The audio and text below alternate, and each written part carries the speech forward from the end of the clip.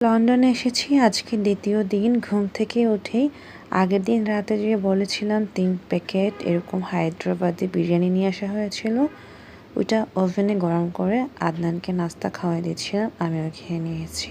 বেশ, তারপর বেরিয়ে পড়লাম। একটু হাঁটছি আমাদের এই হোটেল থেকে, মানে ভিক্টোরিয়া স্টুডিও থেকে অল্প একটু সামনে গিয়ে হাতের টানে হচ্ছে কাউন্টার, মানে ট্রেন ভ্রমণ করব আজকে। যেহেতু আমাদের এই জায়গাটা মানে লন্ডনে ফার্স্ট আসা এবং আমরা নন কাউকে পাইনি, তো আমরা ফ্রেন্ডের মাধ্যমে কথা বলে বলে আগাছিলাম। রুম্মান ভাইয়া তার ফ্রেন্ডের কাছ থেকে ফোন দিয়ে কথা বলে জেনে নিয়েছিল যে এখানে টিকিট কাউন্টার থেকে মানে কার্ড পাঞ্চ করে করে আমাদেরকে ট্রেনে করে আজকে আমরা যাব হচ্ছে গিয়ে বাকিংহাম প্যালেস, লন্ডন ব্রিজ এবং ব্রিটিশ মিউজিয়ামে। একই দিনে আমরা 3টি জায়গায় যাব। তো বুঝতেই পারছো এরকম একটা প্লেসে আমরা যাচ্ছি। কাউকে চিনছি না, নিজেদের মতো করে করে জেনে শুনে তারপর আগাচ্ছিলাম। তো দেখা গিয়েছে যে আমাদের আজকে মানে একদিনই 3টি জায়গায় যাওয়াটা খুব টাফ হয়ে গিয়েছিল। বিশেষ করে শরীরের উপর টর্চার করা হয়েছে মনে হয়েছিল। আবার আরেক দিক দিয়ে ভালো লেগেছে যে একই দিনে 3টা প্লেসই ঘোরা হয়ে গিয়েছে, যদিও প্লেসগুলো বেশি দূরে না, কাছাকাছিতে, যার কারণে সুবিধা হয়েছিল। যাই হোক, আমরা ট্রেন থেকে সবগুলো জায়গায় মানে সব স্টেশনে দেখে দেখে মানে রিসার্চ করে করে আগাচ্ছিলাম। আননোন প্লেসে এরকমই হয় তাই না? ফার্স্ট টাইম তো লন্ডনে এসেছি, তো একটু এরকম সেরকম হবে। সেকেন্ড টাইম আসলে তখন দেখা যাবে যে সব কিছু আমাদের আয়ত্তে চলে এসেছে। যাই হোক, এখন বাকিংহাম প্যালেসে আসার জন্য এদিক দিয়ে অনেক হাঁটতে হয়েছে। আবার এই যে দেখতে পাচ্ছ মাঠের মতো একটা জায়গা এবং ফুলের বাগানের মতো জায়গাগুলো দিয়ে হাঁটতেও যেমন ভালো লাগছিল, আর ওয়েদারটা মাশাআল্লাহ অনেক ভালো ছিল। আমরা যখন লন্ডনে যাব তার আগে অনেকে আমাদেরকে ফোন করে বলেছিল যে অনেক গরম, গরমের ড্রেস নিয়ে যাওয়ার জন্য। বাট আমরা আসার পর দেখলাম যে না, ওয়েদারটা এতটা কুল ছিল। তখন আমাদের লন্ডনে যাদের সাথে দেখা হয়েছিল তারা বলছিল যে আমরা একদম অ্যাকুরেট টাইমে নাকি গিয়েছি। মানে এই সময়টা খুব ভালো, আর 1 উইক পরে অনেক গরম পড়ে যাবে। অনেকক্ষণ হাঁটার পরও পা ব্যথা হলেও খারাপ লাগেনি, কারণ ওয়েদারটা কুল ছিল। যাই হোক, এবার আমরা বাকিংহাম প্যালেসে চলে আসছি। এখানে এসে সবাই ছবি তুলছে, ভিডিও করছে, নানান দেশের মানুষ আসছে এই প্যালেসটা দেখার জন্য। বাট একটি দুঃখের বিষয় হচ্ছে প্যালেসের ভেতরে আমরা যেতে পারিনি। বাইরে থেকে ছবি তুলছিলাম, তোমাদের সাথেও কিছুটা শেয়ার করছিলাম। মনে হচ্ছিল ভেতরে যাওয়া মানে ভেতরে যাওয়ার পর কি কি আছে সেগুলো দেখতে পারলে আরও ভালো লাগতো। যাই হোক, শুকরিয়া আলহামদুলিল্লাহ আল্লাহ রাব্বুল আলামিন যে আমাদের এই প্যালেসটা দেখানোর তৌফিক দিয়েছেন, আমিন। যাই হোক, সবসময় আমি খুবই প্লেসড থাকি আল্লাহ রাব্বুল আলামিনের প্রতি যে আমাকে এত সুন্দর সুন্দর দেশ ভ্রমণ করাচ্ছেন। ওনার ইশারাই হচ্ছে আমি সবসময় এটা মেনে নিই। না হলেও সেটিও আমার কাছে মনে হয় উনি চায়নি বলে হয়নি, আবার হলেও মনে হচ্ছে উনি চেয়েছেন বলে হয়েছেন। তো আমার সুখ এবং দুঃখেও দুটাতেই আমি সবভাবেই মেনে নিই, কারণ আমি আল্লাহ রাব্বুল আলামিনের উপর ডিপেন্ডেন্ট। যাই হোক, অনেক কিছু বলে ফেললাম। তারপরে যে দেখো এই প্যালেসটা সামনে দাঁড়িয়ে আমি অনেকগুলো ছবি তুলেছি আর কিছুটা মেমোরি করে ফেললাম। এরকম প্লেসে আসবো, ভিডিও করব না, ছবি তুলবো না, তা তো হয় না। যাই হোক, সেটি করে নিয়েছি, সেখান থেকে বাদ যায়নি। তারপর যেটি হয়েছে, রোড ক্রস করে আমরা এই সাইডে চলে এসেছি। এখানে এত সুন্দর ঠান্ডা ঠান্ডা বাতাস। যেহেতু অনেক হাঁটা হয়েছে, আমরা চিন্তা করলাম যে এখান থেকে কিছু ড্রিঙ্কস নিব। তো রুম্মান ভাইয়া 3জনের জন্য 3টা ড্রিঙ্কস নিয়েছি আর 1 পিস কেক টেস্ট করার জন্য নিয়েছিল। খারাপ লাগেনি, ভালো লেগেছে। তারপর হাঁটছিলাম, হাঁটতে হাঁটতে মনে হয়েছিল কিছুক্ষণ বসবো। আর এরকম সুন্দর গাছগাছালির নিচে বসারও স্থান আছে।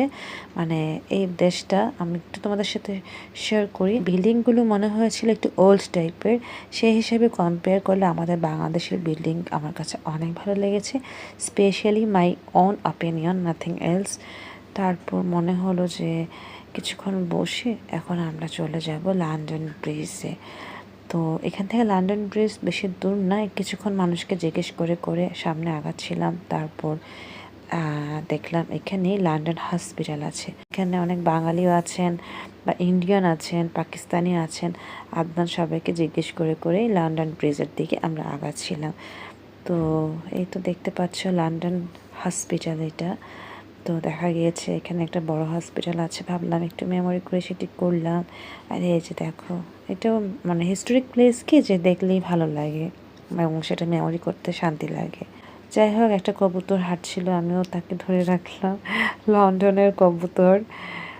তো দেখতেই পাচ্ছ লন্ডন ব্রিজে আমরা চলে আসছি, এইখান থেকে ব্রিজটা দেখা যাচ্ছিল। তো আমরা চিন্তা করলাম আরও সামনে যাওয়া যায়, তো সামনে গিয়ে আবার তোমাদের সাথে শেয়ার করবো, এরকমই চিন্তা করছিলাম। তো আমি ফার্স্টে ভেবে নিয়েছিলাম এই পর্যন্তই হয়তো বা যাওয়া যায়, পরে রোমান ভাইয়া বলল সামনে আরও যাওয়া যাবে, তো সবাই মিলে সামনে যাচ্ছিলাম।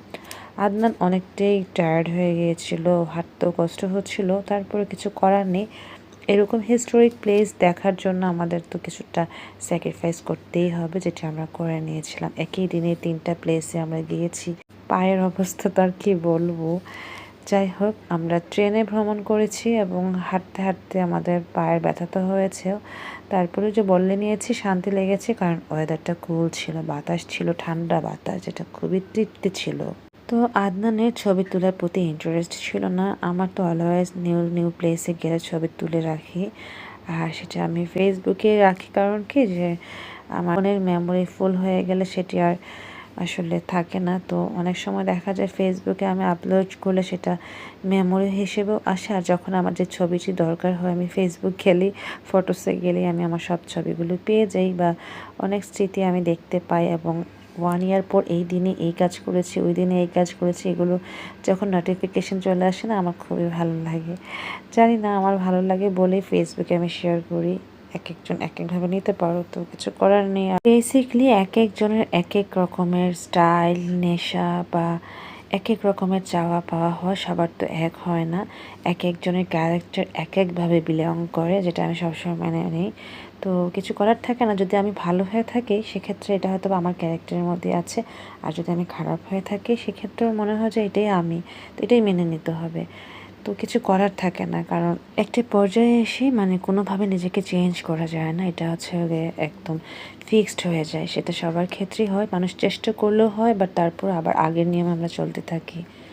জানি না, অনেকের ইভিল আইস আছে, আমি আল্লাহ রব্বুল আলামিনের কাছে দোয়া করি আল্লাহ ইভিল আইস থেকে আমাদের সবাইকে রক্ষা করো। তো জানি না, আমার দোয়া আল্লাহ রব্বুল আলামিন কবুল করতেও পারে, নাও করতে পারে। তারপর আল্লাহর কাছে আমি সবসময় কানেক্টেড থাকি। মনে হয় আমার সুখ এবং আমার দুঃখ সব কিছুই একজনই শুনবে, একজনের সাথে আমার চাইতে পারি, মানে একজনের সাথে আমি রিলেটেড থাকতে পারি, তো সেটি হচ্ছে আমার আল্লাহ রব্বুল আলামিন। তো যাই হোক, এবার যেটি হয়েছে, আদনান এতটাই টায়ার্ড হয়ে গিয়েছিল, আদনান বলছিল যে আমি এখানটায় বসি, তোমরা চলে যাও। তো আমরা ব্রিটিশ মিউজিয়ামে চলে আসছি। আসার পর এখানে দেখা গিয়েছে কে কার ছবি তুলে দেবে, রোমান ভাইয়ার ছবি 2-1টা তুলে দিয়েছে, আমি রোমান ভাইয়ার ছবি তুলে দিয়েছিলাম। তারপর আদনানের কাছে আমি তাড়াতাড়ি চলে গিয়েছি, কারণ আমাদের মানে অনেক টায়ার্ড মনে হচ্ছিল। তো আজকে আর কোথাও যাব না, এরকম প্ল্যান করি আমরা চিন্তা করলাম। দুপুরে খাওয়া হয়নি, আমরা হাবিজাবি কিছু খাইনি, ভালো কিছু খাওয়ার জন্য। তো দেখো, পঞ্চখানে চলে আসছি, বাঙালি পাড়া, এটা হচ্ছে হোয়াইট চ্যাপেলে। তো লন্ডনে হোয়াইট চ্যাপেল যারা চিনো, বাঙালি পাড়া, সব সিলেটিরা আছে, বাঙালি আছে, যেটা আমার কাছে এতটাই ভালো লাগছে, মনে হয়েছিল যে লন্ডনে যদি আমি যাই বা সেটেল হই, আমার কাছে এই হোয়াইট চ্যাপেলের আশেপাশেই থাকবো। এভরিথিং পাওয়া যায়, বাঙালি সব খাবার দাবার সব কিছু। আর সিলেটিরা বেশি এখানে, অনেকেই মানে খুব আন্তরিকতার সাথে আমাদের সাথে খুব ভালো বিহেভ করেছে। তো আমরা খুব প্লিজড ছিলাম। আর বিদেশের মতো একটি জায়গায় নিজেদের দেশের মানুষকে দেখলে কিন্তু অনেক শান্তি এবং তৃপ্তি লাগে, যেটি আমাদেরও লেগেছে এবং ওইখানকার মানে রেস্টুরেন্টের সবারই লেগেছে। সবাই আমাদের সাথে খুব গল্প করছিল, আড্ডা দিচ্ছিল, ইভেন আমাদেরকে খুব কেয়ার করছিল। যাই হোক, আমরা কতগুলো মেনু সিলেক্ট করেছি। সাদা ভাত নিয়েছি, এখানে বাসমতি চালের রাইস সবসময় মানে অ্যাভেলেবেল, নর্মাল দেশি চালের রাইসটা পাওয়া যায় না, বাট রেয়ার। হোটেলে বা রেস্টুরেন্টে সবসময় বাসমতি চালই ব্যবহার করা হয়। তারপর কিছু ধরনের ভর্তা নেওয়া হয়েছে, তো আমি ভর্তা দিয়ে খাচ্ছিলাম। সাথে গরুর মাংস ছিল, মাছ ছিল, ভাজি ছিল। ফার্স্টে যেটা দিয়েছে দেখলেই মানে পেঁয়াজু টাইপের মতো ছোটো ছোটো করে, মানে তো সেটিও আমরা খেয়ে নিয়েছিলাম।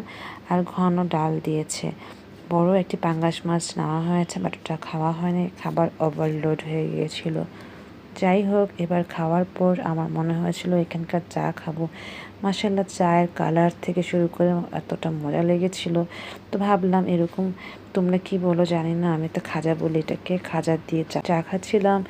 তো আমরা চা খাওয়ার পর ওখানকার মানে রেস্টুরেন্টের যে ওনার আছেন ওনার সাথে অনেকক্ষণ গল্প আড্ডা করার পর ওনারা আমাকে দুধ চা দিয়েছে, মানে গুড়ের চা। ওনারা এক্সট্রা আমাদেরকে গুড়ের চা দিয়েছিল, যেটি সারা জীবন মনে রাখার মতোই। আসলে এরকম একটি আননোন প্লেসে যদি কেউ আমাদেরকে হেল্প করে, সেটি ভোলার না, সারাটা জীবন বেঁচে থাকবো মানে তাদের কথা মনে থাকবে, তাই না?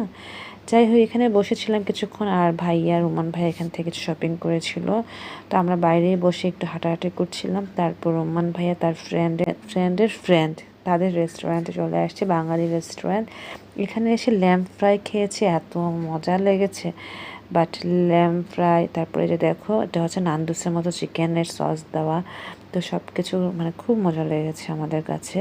এই যে এই ল্যাম্প ফ্রাইটা এত সফট ছিল, তো এটা খেয়ে আমরা সবাই প্লেসড ছিলাম, খুব মজা লেগেছে। সস ছিল আনলিমিটেড। তো ওনারা এত কেয়ার করছিল, আমাদেরকে আরও খাবার দিতে চাচ্ছিল, বাট আমরা নেই কারণ মনে হয়েছিল আমরা ওভারলোড হয়ে যাব। তারপরে জোর করে লাস্টে যেটি দিয়েছে দেখতেই পাবা।